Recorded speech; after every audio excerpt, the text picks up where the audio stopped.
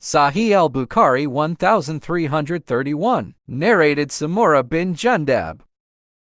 I offered the funeral prayer behind the Prophet for a woman who had died during childbirth, and he stood up by the middle of the coffin. Sahih Al-Bukhari 1332, narrated Samura bin Jundab.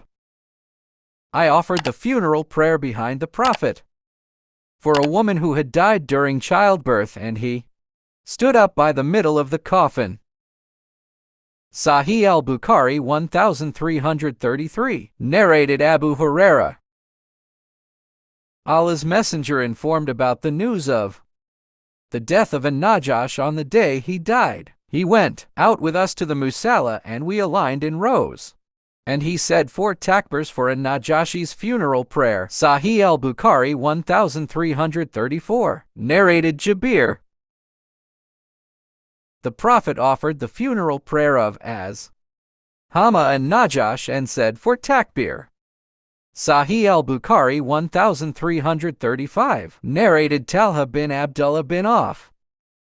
I offered the funeral prayer behind Ibn Abbas, and he recited Al-Fatiha and said, you should know that is recitation of Al-Fatiha is the tradition of the Prophet Muhammad. Sahih Al-Bukhari 1336, narrated Sulaiman Ash-Shaybani. I heard Ash-Shubai saying, I was told by a man who had passed with the Prophet P.B.U.H. by a grave was separate from the other graves that he the Prophet led them in the prayer, and they prayed behind him. I said, O Abu Amr, who narrated that? You? He replied, Ibn Abbas. Sahih Al-Bukhari 1337, narrated Abu Huraira.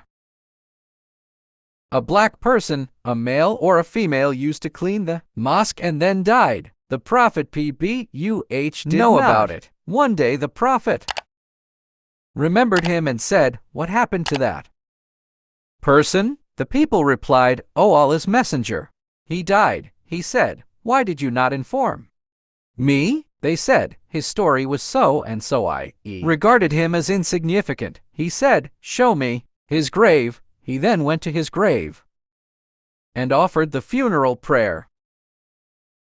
Sahih Al-Bukhari 1338, narrated Anas. The Prophet said, when a human being is laid in his grave and his companions return and he even hears their footsteps, 2 angels come to him and make him sit and ask him, what did you use to say about this man, Muhammad? He will say, I testify that he is Allah's slave and his apostle. Then it will be said to him, look at your place in the hellfire. Allah has given you a place in paradise instead of it.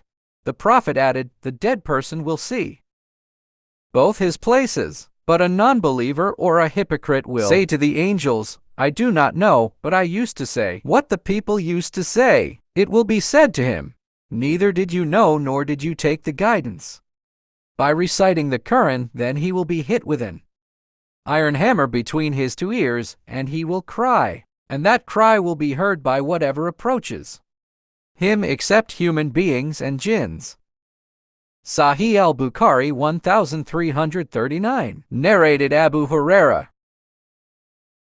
The angel of death was sent to Moses, and when he went to him, Moses slapped him severely, spoiling one of his eyes. The angel went back to his Lord and said, you sent me to a slave who does not want to die. Allah restored his eye and said, go back and tell him I, Moses, to place his hand over the back of an ox, for he will be allowed to live for a number of years equal to the number of hairs coming under his hand. So the angel came to him and told him the same. Then Moses asked, O my Lord, what will be then? He said, death will be then. He said, let it be now. He asked Allah that he bring him near the sacred land at a distance of a stone's throw. Allah's Messenger P.B.U.H. said, there I would show you the grave of Moses by the way near the red sand hill.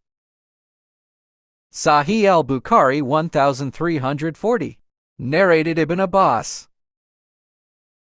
The Prophet P.B.U.H. offered the funeral prayer of a man one night after he was buried. He and his companions stood up for the prayer. He had asked them about him before standing, saying, "Who is this?" They said, "He is so and was buried last night." So all of them offered the funeral prayer.